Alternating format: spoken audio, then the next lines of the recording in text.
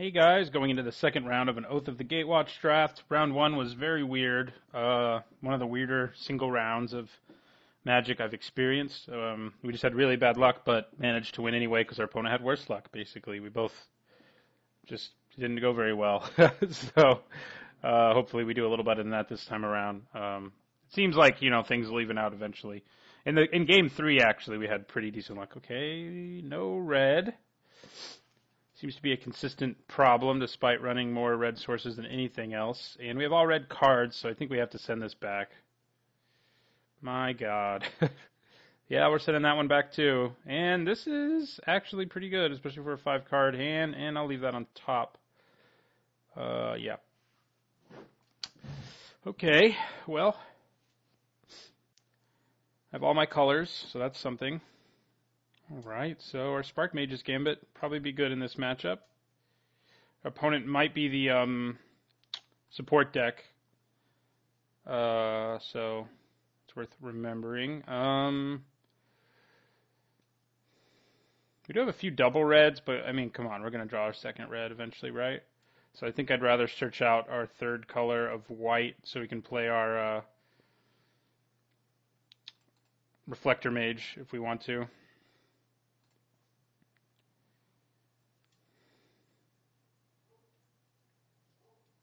Does mean, though, that if we draw, like, our, where is it? Our Storm Chaser Mage, we're going to be, like, unable to play it when we want to, but, that's okay. Well, there's Reflector Mage, previously mentioned. So that worked out. It was pretty lucky, I guess. So we probably play Reflector Mage on turn 3 and bounce something. It's a pretty big tempo swing, especially if he plays a 3-drop here. If he doesn't, it's not nearly as attractive. So let's hope he does. He does, but it's not something we can bounce with our Reflector Mage. So I'll have to think about that, whether it's worth it to bounce something like a Cliffside Lookout. I don't know that it is. I mean, it also gives us a body that we didn't previously have, but yeah, now that I drew a tap land, I'm just going to play that. Play Embodiment of Fury next turn and use this Reflector Mage on something a little more frightening.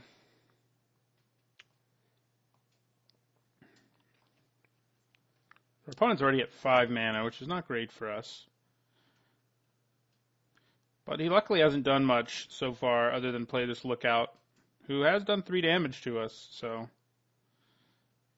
See if he plays a 4-mana support card. No, but he plays a Woodland Wanderer, which is pretty frightening. Okay. So, yeah, that's bad. I mean, our deck, we do have Containment Membrane, so there's that. So we could play Reflector Mage and bounce this and put Containment Membrane on that, but that doesn't seem awesome. Oh, also it doesn't tap, so Containment Membrane's not going to get it done. So I think I do play Reflector Mage and bounce that. Yeah. And we can play Containment Membrane if we want to. I kind of don't think we want to.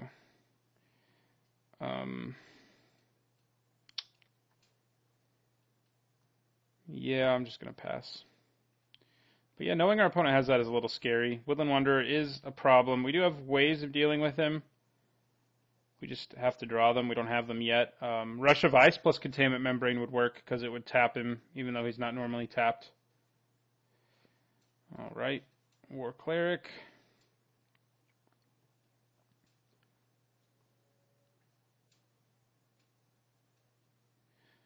Wouldn't mind drawing a land right here. Well, Outnumber plus Goblin Freerunner doesn't seem bad because we can kill this Lookout. Outnumber can also potentially get us to where we can kill his 5/5, though.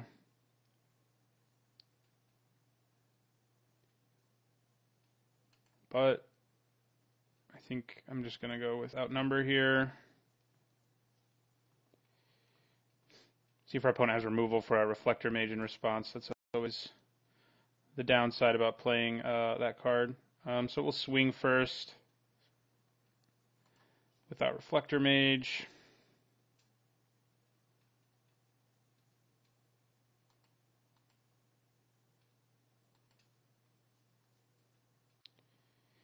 Then we'll play... Oh, we can't play Free Runner 2.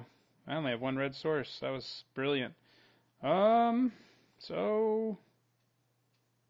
That was bad. Alright, well, our opponent's also going to scry. So we're in bad shape knowing our opponent has that Woodland Wanderer in his hand, and we don't have a way of dealing with it currently.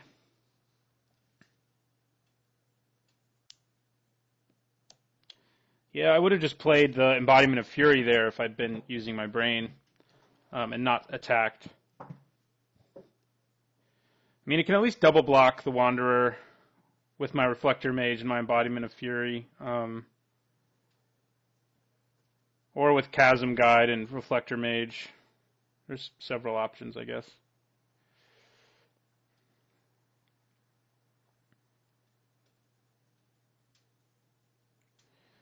Zulaport Chain Mage.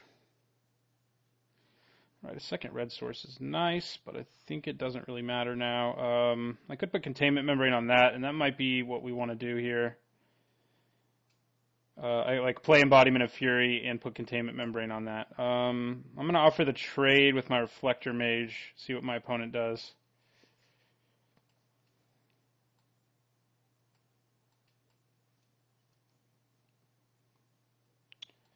Alright. I could also play Containment Membrane and Free Runner, but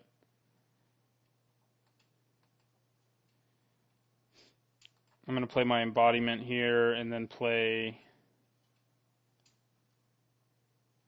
Containment Membrane on the well, I could put it on the Chain Mage too. He's scrying in response, or yeah.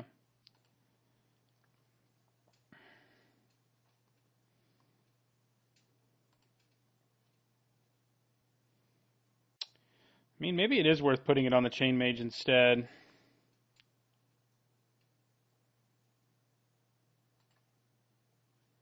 Yeah, I'm going to. I've decided. I mean, that means if he uses either of those abilities, he's, this is going to stay tapped down indefinitely, so. Seems pretty reasonable. It's also a better blocker right now, because these two creatures can just swing right through and onto War Cleric, so. I mean, it's probably not quite as good as playing it after he taps his Chain Mage, but it's alright. Ooh, Demon's Grasp. Yeah, that's bad.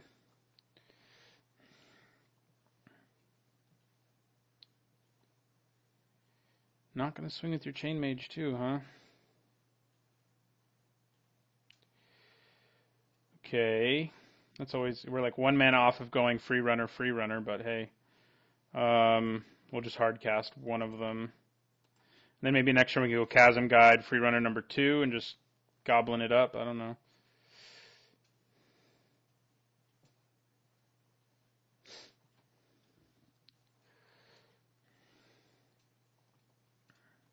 So he still has that massive creature in his hand that he hasn't bothered playing so far. There it is.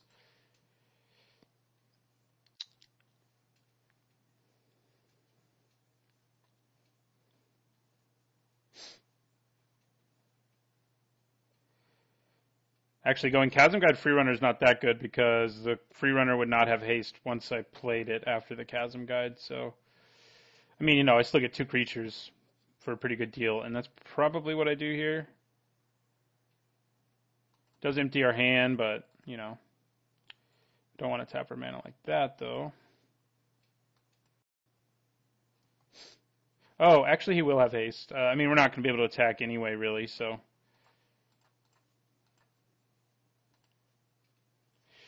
Because he's an ally, so everything gets haste here. But we're just going to hold everybody back.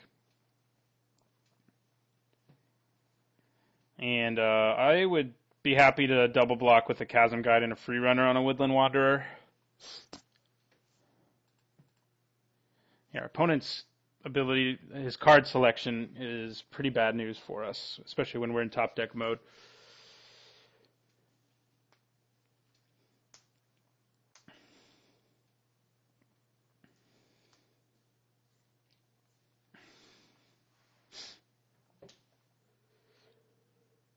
He can also hold on to the Chain Mage until we're at like 2 life, I guess, and then fire off its ability. That wouldn't be great for us. Wouldn't mind drawing our Goblin Dark Dweller right now. Then I would get back Outnumber and use it to kill his Woodland Wanderer, which would be awesome. It'd be a really good draw right now.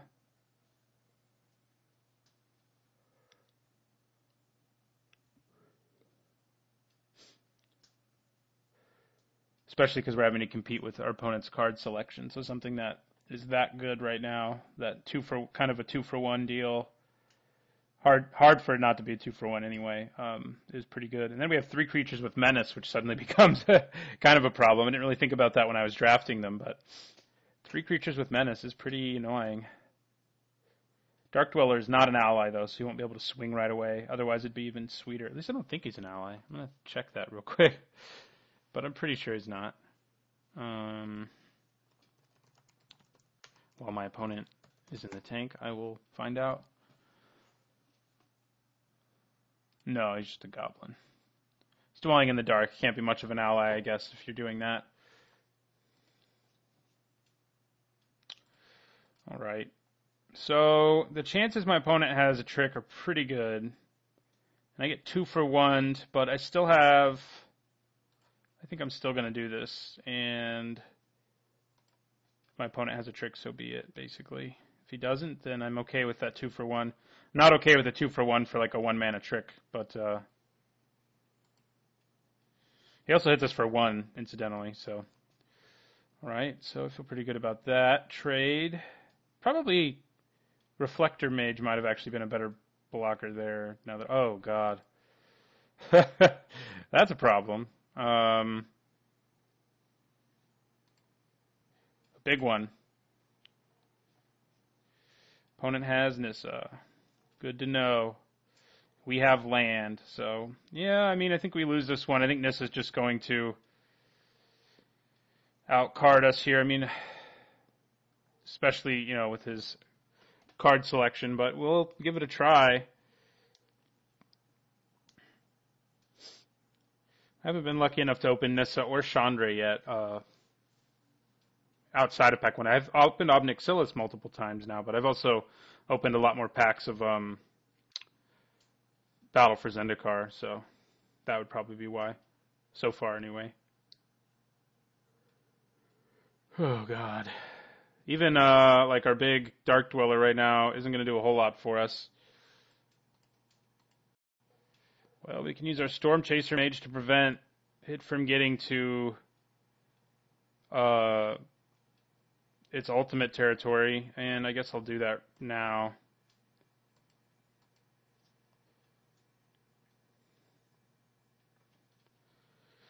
It also makes it harder for him to go wide with the +1/+1 counters, so that translator is kind of a problem, though. What can we do against Nissa? I guess our Spark Mage's Gambit's actually pretty good because he can feel like he can protect Nissa and we can keep it from happening. Every other time I've played against Nissa in this format, I've managed to kill her right away. So now I'm finally going to have to deal with what happens when you can't. So he's going with another plant here over pumping his whole team, I think. I mean, he swung already, so I would guess. Yeah.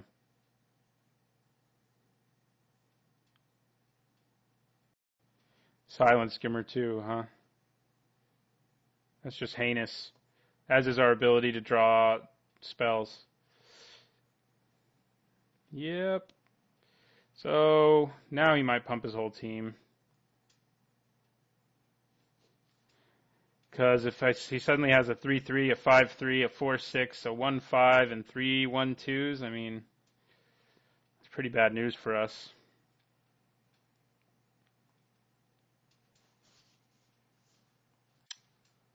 Pretty bad.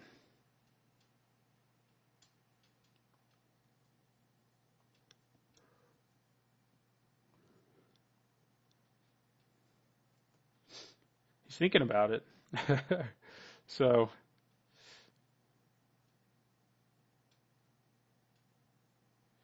ooh, Nissa's Judgment. Yeah. Now we're like definitely dead. Yeah, especially if he does that.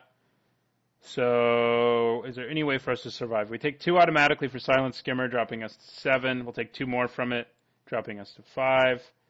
Yeah, I don't think there's any way we survive. And if there is, I mean, we're dead. You know, we have to lose both our creatures, and he still has Nissa in play. So, on to the next game. We got owned pretty hard there. We did mulligan to 5, worth mentioning. Do we have anything? Not really. Eldrazi Aggressor a little better than, like... No, probably not. I think Spark Mage's Gambit is still pretty okay. Partly because he has a Planeswalker, and we can also slow down the plant action with it, so... Well, this is one with 2 lands I'll actually keep, so, because we have 2 colors. We have 2-drop, and, 3-drop. Hopefully we draw the lands we need. But it's definitely, I think this is a pretty easy keep.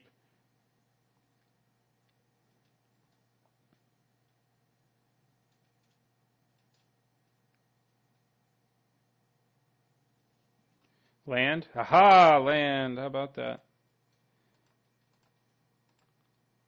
So we can play our GOP next turn. Wish it was the other GOP from the original Zendikar, but, it's not a bad one.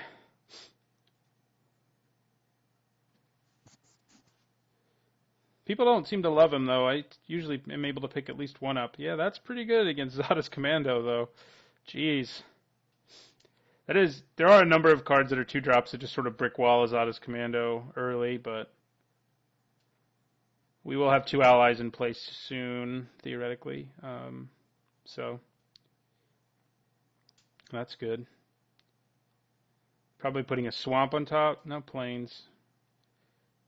Wonder if he's going to play a turn 3 Nissa. That'd be so cool. I think I played GOP'd just over the Invoker. It can actually swing through this thing. The Invoker can't. So, and it'll start doing damage. Turn 3 Nissa here would be really bad for us. See if he plays a Forest. He didn't, so maybe it's not. Maybe it'll be turn 4. Wall of Resurgence, okay.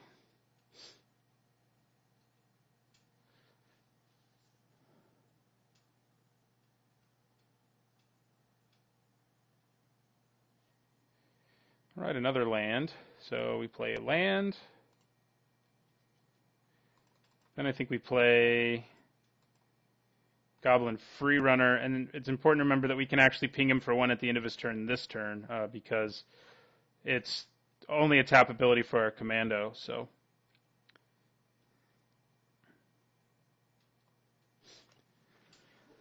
I mean, if he swings with his planes here, I just take it. Pretty certain. Love to draw another land and play Cinder Hellion next turn. Alright, he's got 1 forest, so he still can't play Nissa. That's worth remembering. Vampire Envoy. Gotta stop playing all these cards, man. They're all so good against me. Alright, we did draw another land. Oh, I forgot to ping him for 1 after talking about that. Go me. I'm going to go ahead and play out the Cinder Hellion. We do have a Stone Fury ready to go at a later time, should we decide to.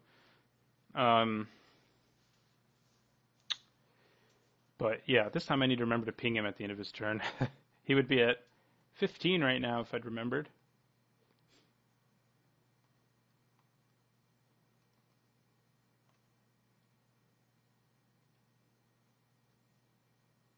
War Cleric.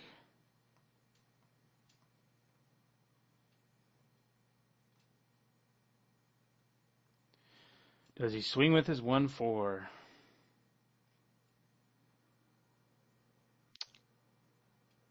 Not really sure. I mean, he still has good blocks. Like, if I attack with my Freerunner and he has to block with 2 creatures, he's not that concerned. But if I swing with Cinder Hellion and Goblin Freerunner, it does sort of put him in a less ideal place.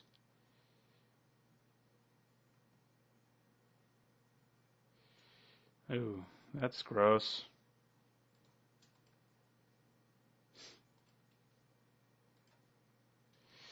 Okay. May have to Stone Fury that 2/5 flyer now. It's kind of an issue. Ooh, Sweep Away's nice. So if I Stone Fury the 2/5 flyer, now it still doesn't really enable me to do a whole lot right now, so I think I just leave my mana up. I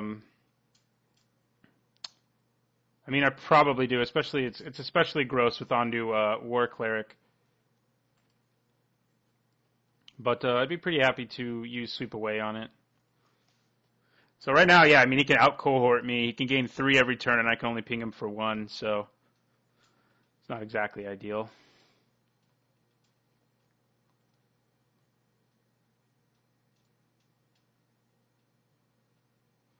Lifespring, okay. Not an ally, so... I mean, I probably Stone Fury his Envoy at the end of his turn. If he attacks with it, I use Sweep Away. He'll gain 3 life in response, but it makes my life a lot easier. I do have 5 lands, right? Yes.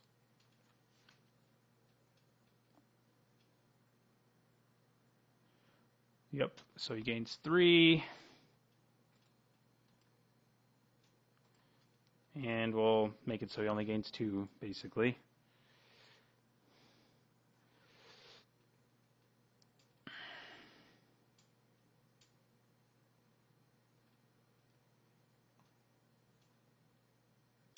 That's pretty great. Yeah, I think we just play that.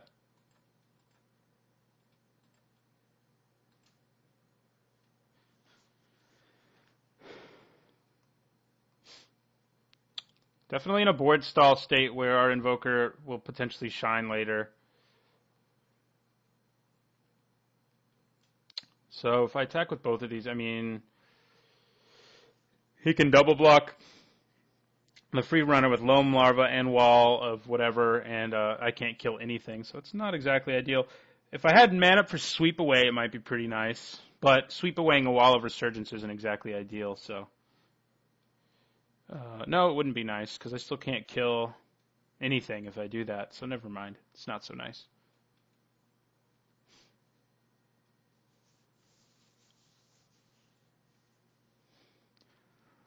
I mean, the dangerous thing is this deck has a much scarier bomb than ours does. In Nissa, you know, our biggest bomb is probably Goblin Dark Dweller, which granted will be able to get us back Sweep Away. So we're like, you know, the longer the game goes, the more likely it is that he hits that, and it's not exactly ideal. He doesn't have an ally anymore to undo War Cleric with, though, so slowly but surely. And we get to ping him 1 every time we play a land. Am I actually going to do this? I don't think I am. I mean, if I make a 3/3, I guess it complicates things, but he can just trade with it. But a trade's not bad. Let's do it. What the hell? Pings our opponent for 1. And so we can attack with Cinder Hellion and get a 1-for-1, which isn't too awful. Yeah, let's attack with both of these. I guess also attacking with the embodiment's worth thinking about.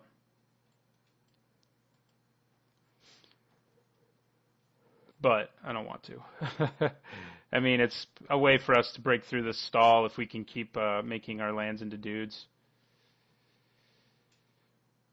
Oh, or he can just do that. That's right. Okay. We accomplished nothing. Well done. So we're going to play our Invoker. And I'll end my turn. I mean, at least I made him have to think about whether or not he wanted to block there. That's worth something. You know, if I got in for a few extra damage because he was worried I had a trick, then I would have been pretty happy. Our deck sure looks mono red right now.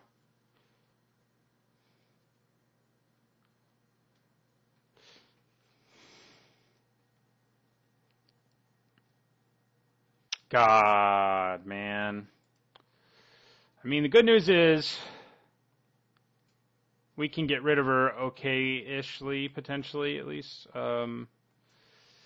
I can ping her for one, and then if I draw land, I ping her for another one, and I have guys with Trample and Menace, so I can use Sweep Away if I have to get through the last damage that I need to get through. So we're going to redirect the damage. I mean, we have to kill her or we're, like, dead. So, yeah. Land would be awesome here, strangely. I mean, there's a lot of other things that'd be good, too. Okay, land. All right, so we're going to redirect 1 damage to Nissa. We're going to awaken this new land. We're going to use Embodiment of Fury's ability. And we're going to redirect the damage to Nissa. So his crackback would only hit us for 5, 7, 9. So I kind of feel okay about swinging with like everything here, except maybe not Zada's Commando. Because now the way things are, he can double block Free Runner. But I think we still just swing with everything here. Even the embodiment. The creatures with Trample, I think, is really important for them to be attacking Nissa, especially because we do have Sweep Away. So I guess I can really just attack only with my creatures with Trample. And be perfectly happy with that, especially because we can ping Nissa for one more, like right now, if we want to.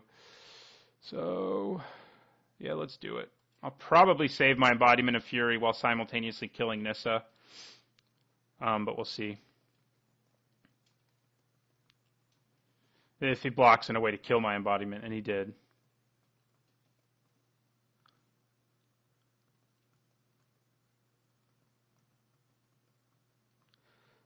I see. Got anything else you want to throw in front of that? Okay, so we're going to sweep away his planes, which is nice, too, because it gets rid of a creature, basically. So we're doing some pretty good work here. Our sweep away is. So we'll sweep away his planes. We still trample over for 3.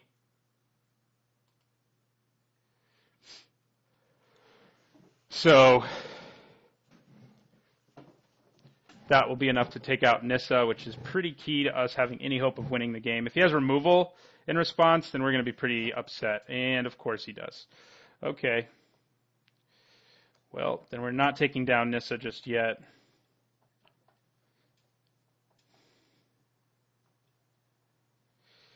We do still...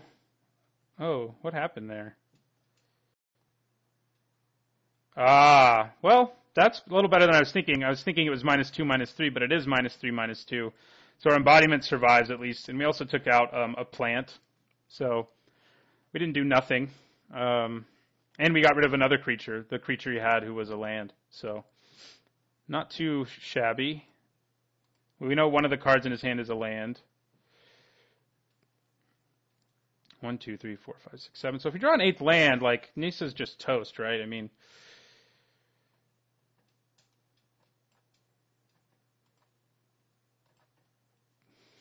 We do want to redirect damage. We drew an 8th land. So,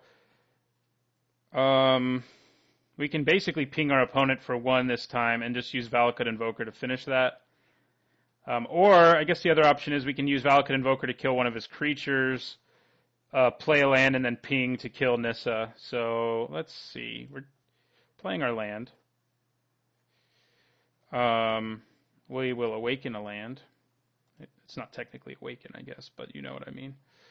We will use our embodiment's ability. So I think pinging it and then killing one of his creatures with our invoker's ability is a little better. So now we're going to go like this to finish her off. Okay. So now... I think I swing with my Cinder Hellion and not my land because I kind of want to have 8 mana up. So yeah, I'm just going to swing with my Cinder Hellion, and if he blocks with his Wall of Resurgence, we can finish it. If he double blocks or whatever, I mean, he knows we have mana for the Invokers, so he may have more removal too. That's worth remembering. Yeah, like that. Okay. All right. his hand's empty now, though, and we have Valakut Invoker mana, so we feel pretty good about that. And I'm just going to end my turn and be ready to Invoker probably this Ondu War Cleric into the ground at the end of his turn, because it is a problem. Okay, he's scooped. He was low on time, I guess, so he's like, yeah, I'm not getting out of this. He has Invoker mana, so that's true. He has Lifespring Druid, which is another good target for our Spark Mage's Gambit, but I am having some doubts about how good that is in this matchup. But I mean, 2/3 seem like pretty legitimate blockers in this matchup, too. But, yeah, let's keep things going. We still haven't drawn our Goblin Dark Dweller.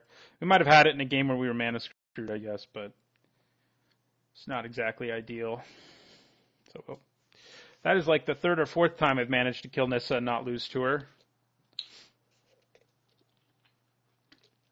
But I also had my first game where I couldn't kill her and she destroyed me, so, you know, it happens. All right, the opponent seems to be sideboarding. I'll be back with you guys when he's back. All right, ooh. I mean, it's not terrible, actually. I mean, got 2 spells at least. We have something on turn 3. Our opponent also mulligan, though, which is pretty tempting. I mean, if we hit lands, granted, we only have, 12 left in our library? But if we hit a bunch of lands, we're going to be pretty upset. I think, though, since my opponent mulligan and I'm on the draw, I am going to feel okay about mulliganing. And this is reasonable. Turn 2 Storm Chaser Mage is pretty sweet, so especially if we have mana to play some other things. Let's see what we have on top of our library. We will scry that to the bottom.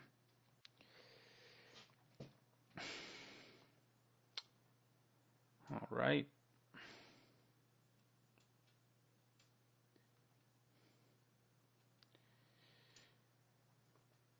Well, if we get to 3 lands, I think we're going to be in pretty good shape. But we do have to get there. Oh my God, he has Eiley too. This seems wrong. Well, Brute Strength is pretty good with Storm Chaser Mage. Yeah, I mean, we're not going to block that, right? I mean, so we're just going to get in for 1. So if we get a 3rd land, we can do like Brute Strength and Containment Membrane. And Containment Membrane is pretty sweet against Eiley. Of course, if he gets to like a huge amount of life, it's not so great, but. And Brute Strengthening really isn't that great either, so I may do things differently.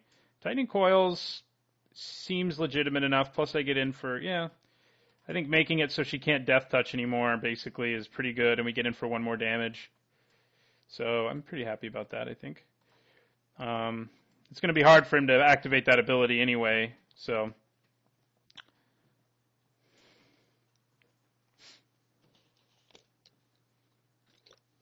I mean, we can punch through with Brute Strength if he plays a flyer, so that would feel pretty good, like that. Yeah, we punch right through that thing and get a 1-for-1. So that's not bad. That's assuming he doesn't have his. I don't think I saw it in game 1, but Searing Light would be pretty bad for us here. He may just take it, in which case I'm pretty happy to sweep away a Silent Skimmer too. So.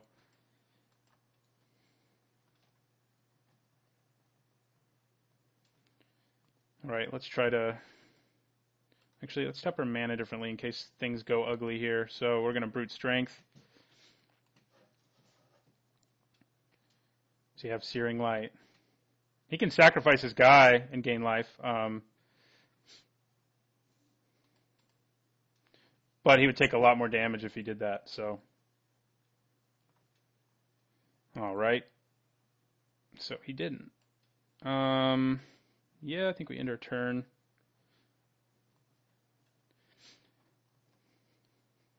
Chasm Guide would be pretty great to play right now if we can get there. Next turn. Of course, he may be able to play a creature that makes it kind of irrelevant. No, he's scrying, which is a sign of desperation, and that's good for us. But I would still love to play. I'd love to draw a land and play Chasm Guide here. Let's do it. We did it. So we're going to do that.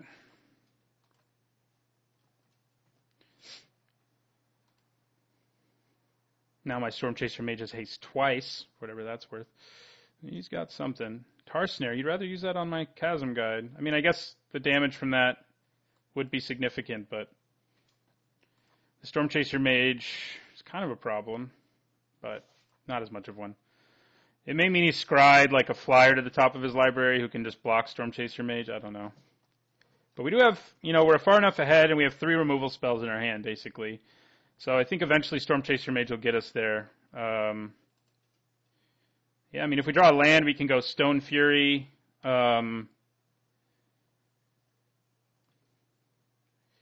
Sacrifice another creature, so that's good for us. We didn't draw a land, but I think we swing here, leave mana up for Sweep Away, rather than play our Invoker.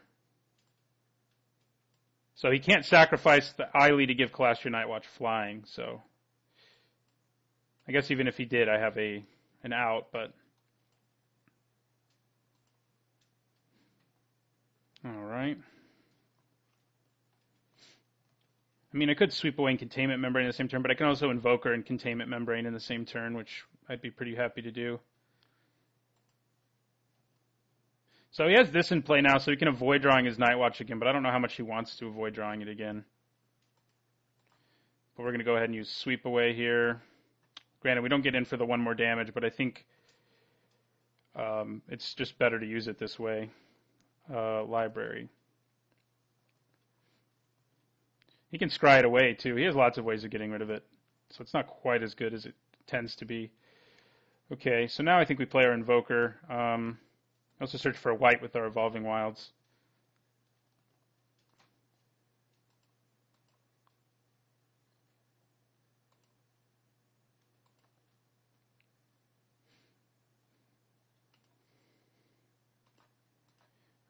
Leave red up, although I don't think there's a trick that costs 1 in either color that is really worth it. But yeah, we'll play our Invoker here. And I'll end the turn.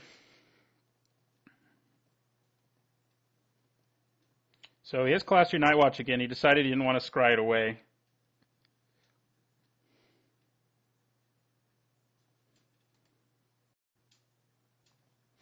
So we can Stone Fury it now, which might be what I do here. It gets me in for a pretty significant amount of damage. Eiley can still block the Valakut Invoker, sadly, but let's get our white. Interesting. That would get me in for 4 if I play my Spark Mage's Gambit. And I'll probably save it to use it for later purpose. Yeah, I'm just going to Stone Fury now because I get the extra damage. So he's going to sacrifice it. That is a nuisance. Being able to deal with Eiley would be nice, but like in a way other than Tightening Coils. So we could have used Stone Fury. There's no real point in attacking with that. So our opponent can gain a lot of life, potentially, like in his worst case scenario. So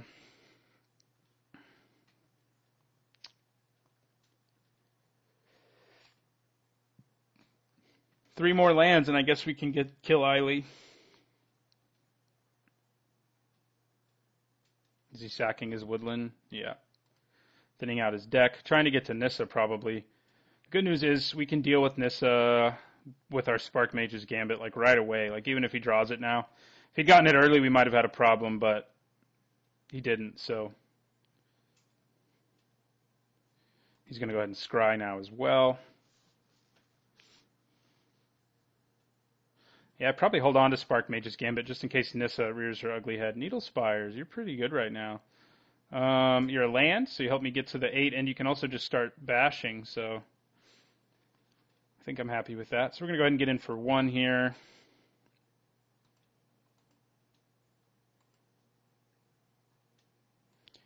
We will play Needle Spires, and I'll end my turn.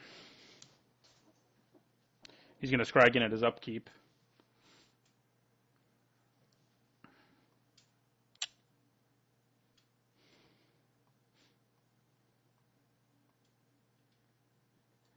Like I said, even if he plays Nissa here, we don't feel too, we're not too scared of that. It depends on what else he's got going on, really, but for the most part, I'm not too scared of it. Let's see if he empties his hand here. If he empties his hand here, oh yeah, I feel real good. Really good. So we can get rid of Nissa now, but we're not going to be able to kill either of these creatures with our Spark Mage's Gambit, but it does let us kill Nissa immediately. And we can also play Zada's Commando, which isn't irrelevant when all our opponent has is a 1-2, so, on a -3-4, but anyway. So we're going to Spark Mage's Gambit here and here, so they can't block.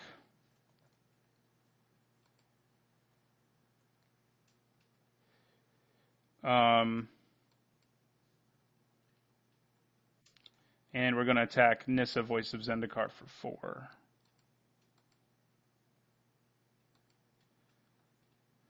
So she's been dealt with once again, this time more quickly than last time, so I feel pretty good about that. And then we'll play out Zada's Commando, who can keep this 1-2 at bay for a while. Still have Containment Membrane and a couple mana away from Valakut Invoker. Yeah, that's annoying. We're going to end up having to Containment Membrane that, I'm pretty sure. I haven't seen why he's running colorless mana, have I? I mean, 5 mana for a 3/5 is already, playable. Also can gain him a bunch of life if he just chooses to do that. Well, there's Nettle Drone who can help us. He's not an ally, but he can ping my opponent nevertheless. So I'll play. I'm not gonna play Containment Membrane right now, but I will end my turn. The opponent's going to be hard-pressed to kill us in the next 3 minutes. He can make this game last a while with his Eiley. He can gain 5 right now and go back up to 19, but we're just so far ahead on board, and we still have a Containment Membrane ready to roll in our hand, which, granted, is about to get used, but...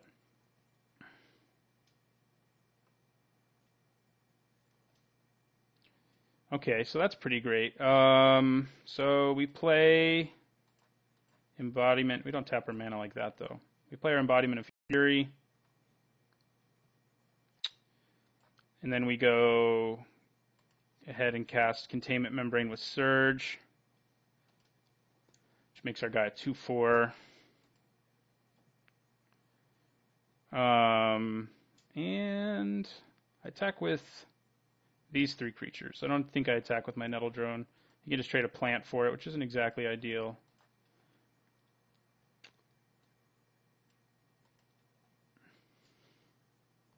I guess we can make this. No, it would just get overridden. Instead of being +1/+1 counters, it just makes it into a 3/3. So then if I make it into a 2/1, it would just overturn the effect. Okay. Gaining some life, but we drop him back down to 15. And I end my turn.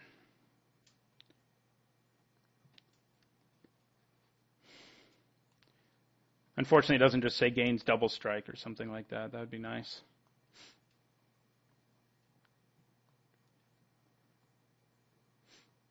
Don't have another ally still for Zada's Commando, but... God, what's he playing? Could play something pretty scary right now. Alright, that's not ultra scary. It does keep him alive longer, but like I said, he's not got a whole lot of time to kill us, so this may be one of the rare matches won on a timeout, which you don't see very often. Which is why I said rare, I guess. Do I attack with my Needle Spires here and hold on to my free runner? I think I probably do.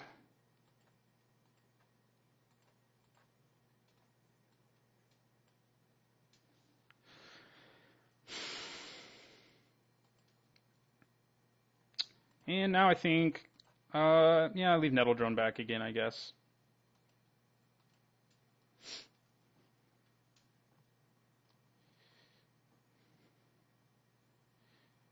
He's probably going to sack that to gain 2 life, and then we'll get in for 3, so...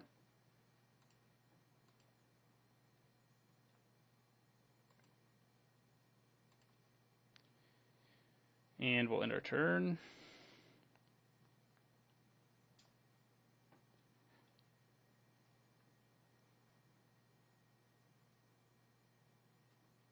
Gosh, yeah, he could gain a lot of life now. She's actually not an ally, though, surprisingly enough. Yeah, at least it doesn't draw cards. Like, if my opponent were drawing cards right now, I'd be in trouble, but he's not, so we'll ping him for 1. Okay, well, that's pretty good. So we're going to go outnumber, which gives us 2 power, kills this. He's going to sacrifice it, of course, taking him up to 14. Now I think I play the free runner rather than attacking with my needle spires this time around. Now I can attack with everything, so I will. And then I'll play the free runner in my second main phase. So he like has to have a blocker, or So yeah, that makes more sense. But you're going to 8. We might be able to kill him before time runs out. Of course, he does scry a lot, and that is taking him some time. So we're going to cast our free runner with Surge and end our turn. He didn't scry at the beginning of his upkeep, which means he probably has a card he wanted. Nope. All right, well, he did concede before he timed out. I guess that counts. So we're 2-0. Round 1, our deck didn't really do much of anything. We just had less bad luck than our opponent. But in round 2, I think our deck showed itself to be pretty legitimate. So still no Goblin Dark Dweller draw, though. I would like to play one at some point. But anyway, I'll see you in round 3. Thanks for watching, and don't forget